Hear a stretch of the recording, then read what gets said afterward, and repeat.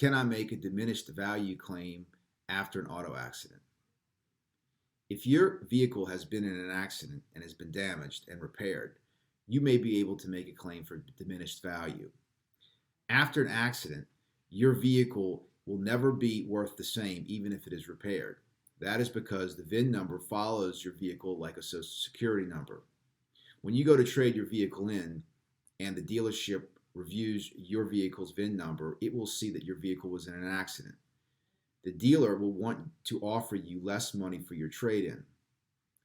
What I do with my clients is I get diminished value reports done after their damaged vehicles are fixed. The diminished value report indicates how much the vehicle has lost in value. Once I get that number, I send it to the responsible insurance company and ask them to pay my client that amount in a check, not discounted in any way. That compensates my client for diminished value of their vehicle.